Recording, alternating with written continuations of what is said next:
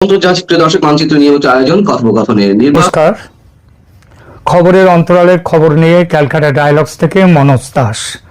Thumbnail দেখে অনেকেই হয়তো ভাবছেন এটা আবার কি বললাম।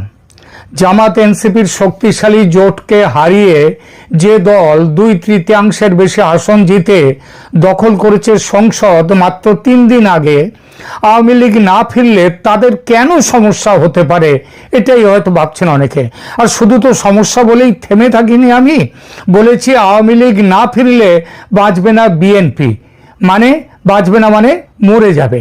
মরে যাওয়ার কথা উঠলে প্রশ্ন আসে কে মারবে, কেন মারবে, কিভাবে মারবে, এবং অবধারিতভাবে পরের প্রশ্নটি আসে এই প্রবল আক্রমণ থেকে বাঁচার পথ হিসেবে কোন কোন রাস্তা খোলা আছে বিএনপির সামনে। সেই বাঁচার রাস্তায় কোনোখানে কি আওয়ামী লীগের উপস্থিতির প্রয়োজন আছে? দেখুন, বাংলাদেশ সংসদে প্রতিপক্ষ হিসেবে এখন আছে দুটি মাত্র রাজনৈতিক দল, মানে দুটি বিপরীতমুখী রাজনৈতিক ধারা। একটি বিএনপির সেন্টার রাইট মৃদু ধর্মীয় রাজনীতি, অন্যটি জামাতের ফার রাইট উগ্র ধর্মীয় রাজনীতি। ধর্ম দুখানেই আছে, দু জায়গাতেই, কিন্তু কম এবং ভীষণভাবে বেশি। এর বাইরে বড় করে আছে আবার পাকিস্তান ও ভারতের অবস্থান এবং তাদের চাপ। বিএনপির কাছে জাতীয়তাবাদ, বাঙালি ঐতিহ্য এর একটা গুরুত্ব আছেই। আছে মুক্তিযুদ্ধের চেতনার প্রতি সম্ভ্রম বোধ। আওয়ামী লীগের মুক্তিযুদ্ধের চেতনার সঙ্গে বিএনপির মুক্তিযুদ্ধের চেতনা যে একই রেখায় চলে তা নয়, বিরোধ আছে সেখানেও। তবুও 71-এর ধারক হওয়ার দাবিদার কিন্তু দুই পক্ষই। এটা কোনো নতুন বা বিচ্ছিন্ন সংকট নয়। এমন সংকট দেখা যায় পৃথিবীর বিভিন্ন দেশেও, ভারতেও আছে। ভারতের স্বাধীনতা যুদ্ধে কার অবদান বেশি, মহাত্মা গান্ধীর নাকি নেতাজি সুভাষের, এ নিয়ে কি কোনো বিতর্ক নেই? দেশ গঠনে নেহেরুর অবদান বেশি না বল্লভভাই প্যাটেলের অবদান বেশি, কার অবদান বেশি সে নিয়ে কি বিতর্ক নেই? বাংলাদেশেও ঠিক তেমনটাই আছে। সেখানেও যারা আওয়ামী লীগ তারা মনে করে যে শেখ মুজিবুর ছাড়া, বঙ্গবন্ধু ছাড়া বাংলাদেশে মুক্তিযুদ্ধে অন্যদের অবদান তার ধারে কাছে নেই। তারা কারোর একেবারে অস্বীকার নিশ্চয়ই করে না, কিন্তু তাদের কাছে যেখানে উজ্জ্বল জ্যোতিষ করছেন বঙ্গবন্ধু, তার আশেপাশে কেউ নেই। অন্যদিকে বিএনপি মনে করে বাংলাদেশের মুক্তিযুদ্ধে সেখানে শেখ জিয়াউর রহমান, তার ভূমিকাও অনেক বেশি, অস্বীকার করার মতো নেই। বাংলাদেশে বিএনপি এবং আওয়ামী লীগ দাঁড়িয়ে আছে ঠিক এই জায়গাতে। ভারতের সঙ্গে বিএনপির সম্পর্ক যে কোনো কালেই খুব একটা মধুর ছিল না, অন্তত আওয়ামী লীগ আর ভারতের যে সম্পর্ক তেমনটা যে কখনোই ছিল না বিএনপির সঙ্গে, সেটা অস্বীকার করা যায় না। এজন্য অবশ্য পুরো দায় বাংলাদেশের ঘাড়ে দেওয়াটা অনুচিত। ভারত নিজে আওয়ামী লীগের সঙ্গে যতটা সহজ, বিএনপির ক্ষেত্রে তা নয়। এর কিছু ঐতিহাসিক কারণ আছে। চেষ্টা যে করেনি ভারত সম্পর্ক সহজ করার এমন বলা যাবে না। অটল বিহারী বাজপেয়ীর প্রধানমন্ত্রীত্বের সময় ভারতের জাতীয় নিরাপত্তা উপদেষ্টা ব্রজেশ মিশ্র প্রধানমন্ত্রী খালেদা জিয়ার সঙ্গে খুব ভালো সম্পর্ক রাখার চেষ্টা করেছেন, তার ভারত সফরের ব্যবস্থা করেছেন। সম্পর্কে যখন নতুন মাত্রা যোগ হতে যাচ্ছে, অনেকটাই সফল হচ্ছে এই রাজনীতি। ভারত যখন মনে করছে একটা বাস্কেটে, মানে আওয়ামী লীগের বাস্কেটে সব ডিম না রেখে ডিমকে ছড়িয়ে ছিটিয়ে বিএনপির বাক্সেও কিছু দেয়া যাক, বিএনপির বাক্সেও ডিম রাখা যাক, ঠিক তখনই ঘটেছিল চট্টগ্রামে 10 ট্রাক অস্ত্রের ব্যাপারটা। চট্টগ্রামে 10 ট্রাক অস্ত্র ধরা পড়ার ঘটনা, যা আসছিল পাকিস্তান থেকে এবং যাচ্ছিল ভারতের উত্তর পূর্ব রাজ্যগুলোর জঙ্গিদের হাতে বাংলাদেশ হয়ে। দুদেশের সম্পর্ক এর ফলে আবার ঘেঁটে যায়। সেই অস্ত্র পাচারের মূল উদ্যোগ ছিল বিএনপির তখনকার জোট সঙ্গী জামাতের সঙ্গে বিএনপিরও একজন ছিলেন। আর জামাত যে পাকিস্তানের অফশুট বা পাকিস্তানের বাচ্চা, এটা নতুন করে বলা লাগে না। ভারতের সঙ্গে সম্পর্কের ব্যাপারে ফলত আওয়ামী লীগ হয়ে উঠল ভারতের একমাত্র মিত্র। আর সে মিত্রতা ঠিকঠাক রক্ষা করেছে আওয়ামী লীগ সরকার, বিশেষত গত 15-16 বছরে তো ভারতকে তার উত্তর পূর্ব রাজ্যের যে নিরাপত্তা নিয়ে চিন্তাই করতে হয়নি। ভারতের উত্তর পূর্বে জঙ্গিদের সহায়তা না দেওয়ার ফলে শান্ত ছিল ওই অঞ্চল। বিএনপি যদি ভারতের এই উদ্বেগ আগে বোঝেনি, তেমন ভবিষ্যতে যদি বোঝে এবং সেই মতো ব্যবস্থা যদি নেয়, তাহলে বিএনপি সরকারের সঙ্গে সখ্যতা তৈরি না হওয়ার অন্য কোনো কারণ নেই। আর সখ্যতা হলে দুই দেশেরই মঙ্গল। তাহলে কি দেখা গেল? রাজনৈতিক আদর্শে বড় কোনো ফারাক নেই বিএনপি আর আওয়ামী লীগের মধ্যে। দেশের মধ্যে সাপোর্ট বেস দু দলের প্রায় সমান সমান। ভারতের বর্তমান মোদী সরকার এ পর্যন্ত দুই দলের প্রতি সমদৃষ্টি বজায় রেখেছেন।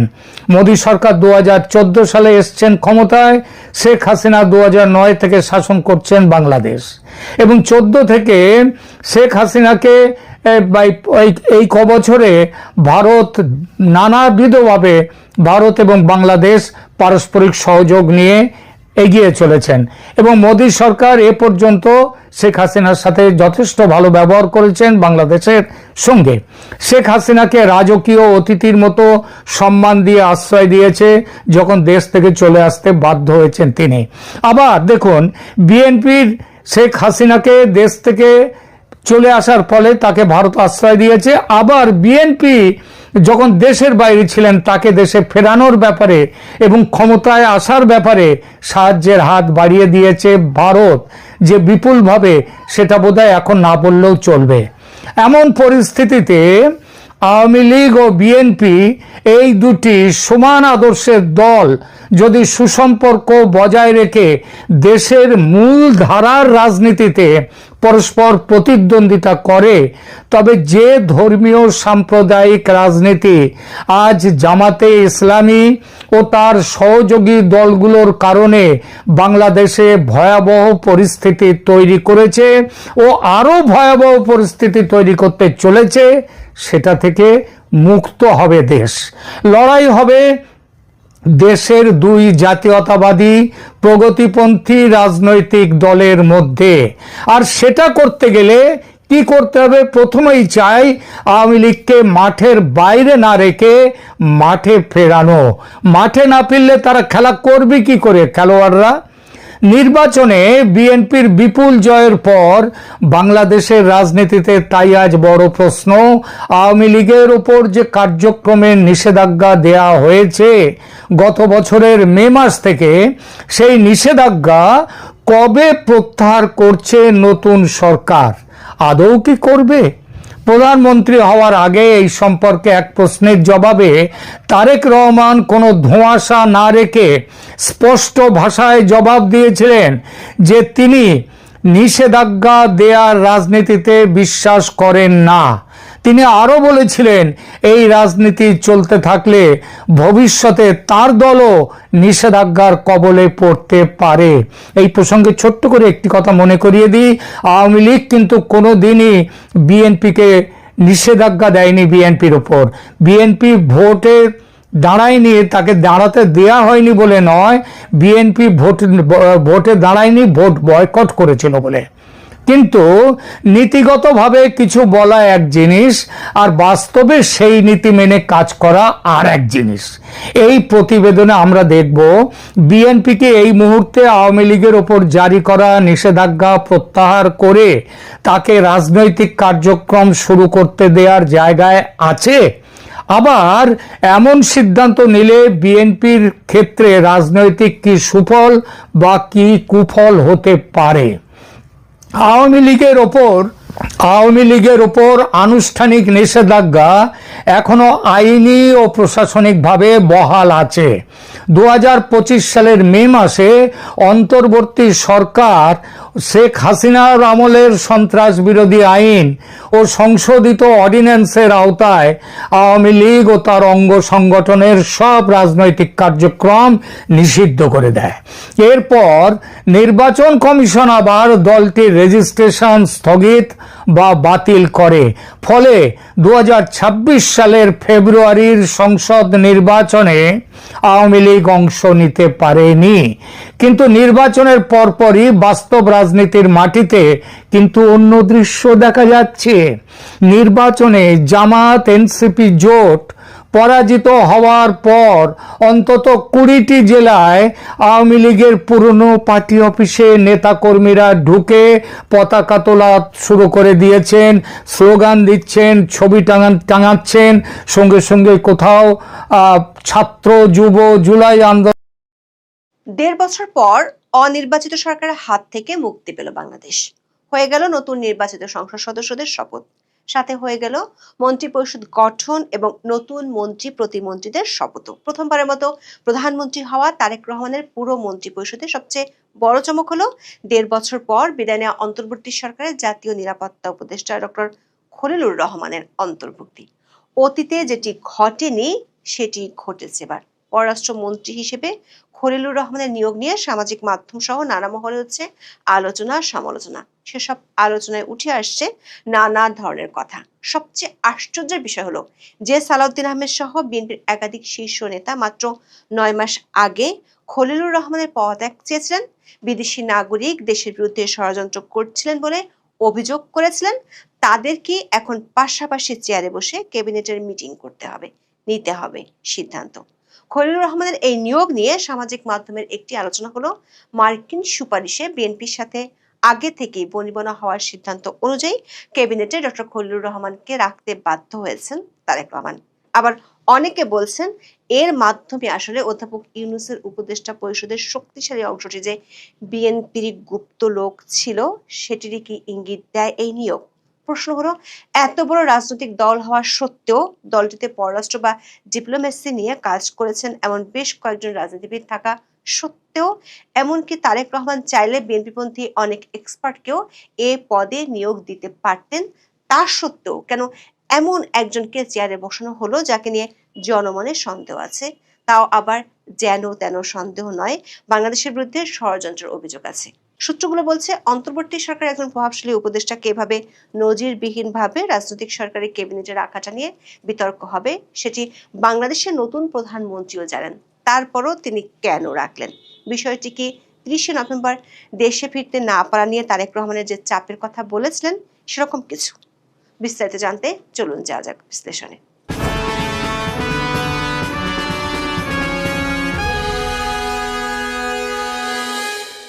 গতকালের ভিডিওতে আমরা জানিয়েছিলাম বিএনপির সংসদ সদস্যরা সংবিধান সংস্কার পরিষদের সদস্য হিসেবে শপথ নেবেন না।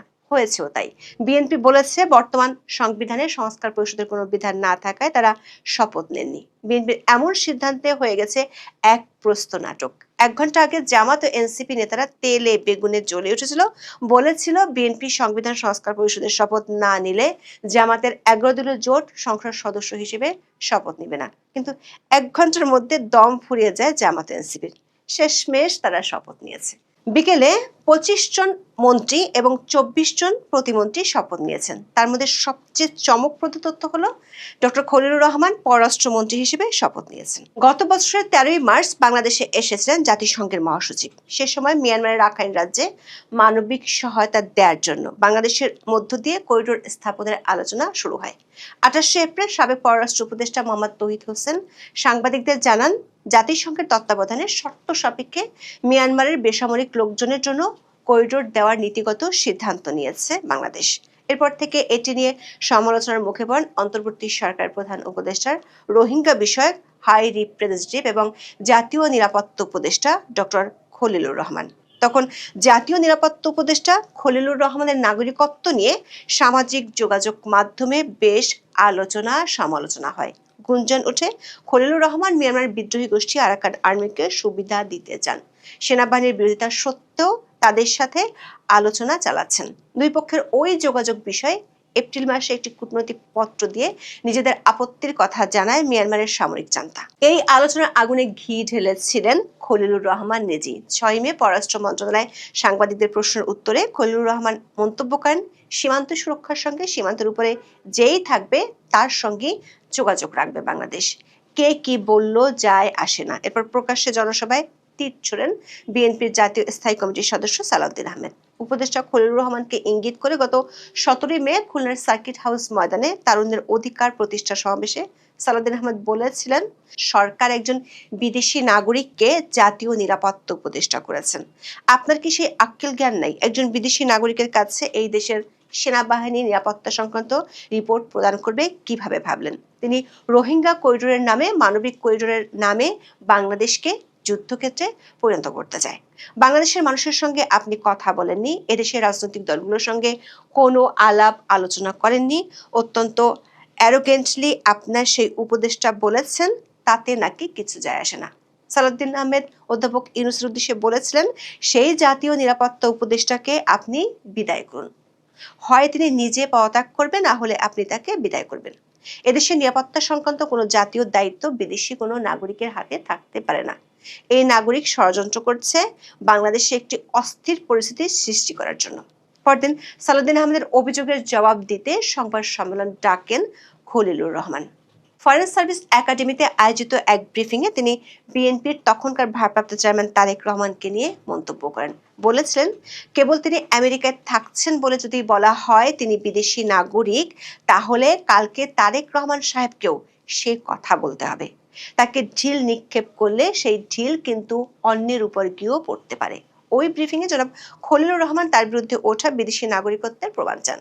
পরদিন মানে 22 মে খলিলুর রহমানের এই বক্তব্যে ক্ষোভ ছাড়েন বিএনপির সিনিয়র যুগ্ম মহাসচিব অ্যাডভোকেট রুহুল কবির রিজভী আহমেদ। নয়াপল্টনে বিএনপির কেন্দ্রীয় কার্যালয়ের সংবাদ সম্মেলনে জনাব রিজভী আহমেদ অতি দ্রুত ডক্টর খলিলুর রহমানের পদত্যাগ দাবি করেছিলেন। জনাব রিজভী তখন বলেছিলেন, রাষ্ট্রীয় নিরাপত্তা নিয়ে পরীক্ষা করার সুযোগ নেই। মানবিক করিডোরের নামে ডক্টর খলিলুর রহমান বাংলাদেশকে অস্থিতিশীল করতে চাচ্ছে, দেশকে অনিরাপদ করতে চাচ্ছে। তাই অতি দ্রুত খলিলুর রহমানের পদত্যাগের দাবি করেছে বিএনপি। ওই দিন রিজভী আহমেদ আরো বলেছিলেন, ডক্টর খলিলুর রহমানের অবস্থান প্রশ্নবিদ্ধ এবং দায়িত্বশীল পদে থেকে তিনি যে ধরনের ভূমিকা রাখছেন তা জাতির জন্য ঝুঁকিপূর্ণ। খলিলুর রহমানকে বিএনপির অস্বস্তি পৌঁছায় যমুনার দরবার পর্যন্ত। 24 মে যমুনায় অধ্যাপক ইউনূসের সঙ্গে বৈঠক করেন বিএনপির নেতারা। সেখানে তারা লিখিতভাবে যে দাবিগুলো জানান তার মধ্যে একটি ছিল সরকার নিরপেক্ষতা বজায় রাখার স্বার্থে বিতর্কিত উপদেষ্টাদের বাদ দিয়ে উপদেষ্টা পরিষদ পুনর্গঠন করা। বৈঠক শেষে যমুনার সামনে বিএনপির স্থায়ী কমিটির সদস্য সালাউদ্দিন আহমেদ সাংবাদিকদের বলেন, পদত্যাগের ব্যাপারে তারা লিখিত বক্তব্য জানিয়েছেন। নিরাপত্তা উপদেষ্টা খলিলুর রহমান এবং দুজন ছাত্র উপদেষ্টা আসিফ মাহমুদ সজীব ভুইয়া ও মাহফুজ আলমের কারণে এই সরকারের নিরপেক্ষতা ক্ষুণ্ণ হচ্ছে, তাদের বাদ দেওয়ার জন্য লিখিত বক্তব্য দেয়া হয়েছে। কিন্তু মে মাসের ওই উত্তেজনা হঠাৎ করে নাটকীয় মোড় নেয় জুন মাসে। 13 জুন অধ্যাপক ইউনূস ঢাকা থেকে উড়াল দিয়ে লন্ডনে যান তারেক রহমানের সাথে বৈঠক করতে। সে বৈঠকের আগ পর্যন্ত খলিলুর রহমান সম্পর্কে বিএনপির নেতারা বিষোদ্গার করেছিলেন, কিন্তু ওই বৈঠক শেষে সরকারের পক্ষ থেকে ব্রিফ করেন খলিলুর রহমান। যে খলিলুর রহমানকে বিদেশি নাগরিক বলেছিলেন বিএনপি নেতারা, যার বিরুদ্ধে অভিযোগ তুলছিলেন তিনি দেশের বিরুদ্ধে ষড়যন্ত্র করছিলেন, তার সাথে লন্ডনে তারেক রহমান বেশ হাস্যোজ্জ্বল ভঙ্গিতে হ্যান্ডশেক করেন। সূত্রগুলো বলছে, ওই বৈঠকের মধ্যস্থতাকারীদের মধ্যে একজন ছিলেন খলিলুর রহমান। দুজন পশ্চিমা রাষ্ট্রদূতের সহায়তায় তিনি সে সময় বিএনপির শত্রু থেকে লন্ডনে তারেক রহমান পর্যন্ত পৌঁছে গিয়েছিলেন। তবে এর পরও অন্তর্বর্তী সরকারের আমলে গত ডিসেম্বর পর্যন্ত বিএনপি পুরোপুরি জনাব খলিলুর রহমানকে আস্থায় নিতে পারেননি। বিএনপির বিরোধিতার কারণে গত ডিসেম্বরে অধ্যাপক ইউনূস খলিলুর রহমানকে স্বরাষ্ট্র উপদেষ্টা বানাতে চেয়েও পারেননি। গত বছরের ডিসেম্বরে হাদি নিহত হওয়ার পর যখন আইন শৃঙ্খলা পরিস্থিতির চরম অবনতি হয়, তখন একটি তথ্য ছড়িয়ে পড়ে স্বরাষ্ট্র উপদেষ্টা জাহাঙ্গীর আলমকে বাদ দিয়ে খলিলুর রহমানকে তার পদে বসানো হচ্ছে। এ সংক্রান্ত খবর কয়েকটি গণমাধ্যমে প্রকাশিত হয়। সূত্রগুলো বলছে, সরকার তখন এই পদক্ষেপ নিতেও গিয়েছিল, কিন্তু তাতে বাদ সাধে বিএনপি ও জামাত ইসলামী।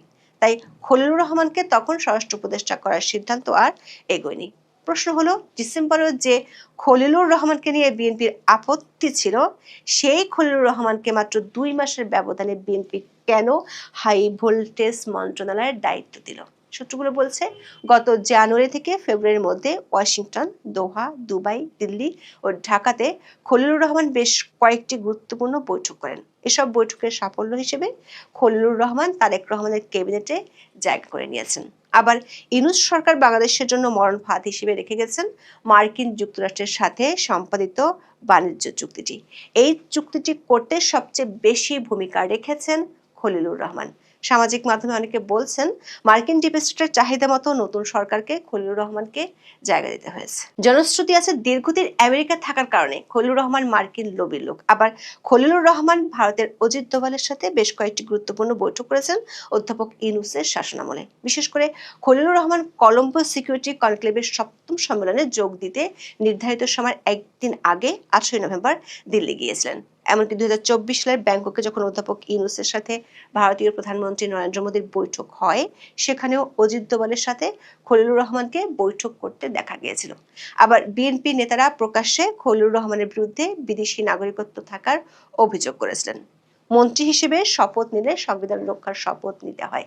বিএনপি নেতাদের মধ্যে যারা এমন প্রকাশ্যে করা অভিযোগ করেছিলেন তাদের কাল থেকে পাশাপাশি চেয়ারে বসে ক্যাবিনেট মিটিং করতে হবে। অবশ্য গত বছর 21শে মে প্রেস ব্রিফিংয়ে খলিলুর রহমান দাবি করেছিলেন তিনি বাংলাদেশের নাগরিক, যদিও দীর্ঘদিন ধরে পরিবারের সাথে আমেরিকা থাকেন। কিন্তু পদত্যাগের আগে মন্ত্রিপরিষদ বিভাগে জমা দেওয়ার সম্পদের হিসেবে দেখা যাচ্ছে বাংলাদেশের বাইরে তার বেশি সম্পদ আছে। সেটার পরিমাণ 46,35,850 ইউএস ডলার। একজন নাগরিক ছাড়া এত বিপুল পরিমাণ সম্পদ থাকা নিয়ে প্রশ্ন উঠতেই পারে। আবার অনেকে মনে করছেন অতীতে অন্তর্বর্তী হোক কিংবা তত্ত্বাবধায়ক কোনো সরকারের কোনো উপদেষ্টা পরবর্তী রাজনৈতিক সরকারের মন্ত্রী কিংবা অন্য কোনো দায়িত্বে যোগ দেয়নি, কারণ বিষয়টির সাথে নিরপেক্ষতা ও স্বচ্ছতার প্রশ্ন জড়িত। অধ্যাপক ইউনূসের কিংস পার্টি বলে পরিচিত জাতীয় নাগরিক পার্টির আহ্বায়ক নাহিদ ইসলাম খলিলুর রহমানকে বিএনপি সরকারের নতুন মন্ত্রিসভায় রাখাকে বিএনপির ইলেকশনের ইঞ্জিনিয়ারিং এর কাজ করার ফলাফল হিসেবে মন্তব্য করেছেন। 17 ফেব্রুয়ারি জাতীয় সংসদে শপথ নেওয়ার পর এমন মন্তব্য করেন তিনি। নাহিদ ইসলাম বলেন, খলিলুর রহমান যদি বিএনপি সরকার অংশ হন তাহলে কিন্তু প্রশ্ন আসবে যে আগের অন্তর্বর্তী সরকারে তিনি ওই দলের হয়ে কাজ করেছেন। নির্বাচনে যে কারচুপি হয়েছে বা ইলেকশনের ইঞ্জিনিয়ারিং হয়েছে সেটা প্রমাণিত হয়েছে তার মন্ত্রিসভায় যোগ দেওয়ার মাধ্যমে। নাহিদ ইসলাম আরো বলেন, ছাত্র উপদেষ্টারা পদত্যাগ করার কারণ ছিল নিরপেক্ষতা। তখন কিন্তু ব্লেম দেওয়া হয়েছিল, এরপর ছাত্র উপদেষ্টারা পদত্যাগ করেছিল। বিএনপির একাধিক সূত্র বলছে এমন ব্লেম বা অভিযোগ যে আসবে সেটি তারেক রহমান এবং বিএনপির শীর্ষ নেতৃবৃন্দ জানতেন। এমন না যে বিএনপির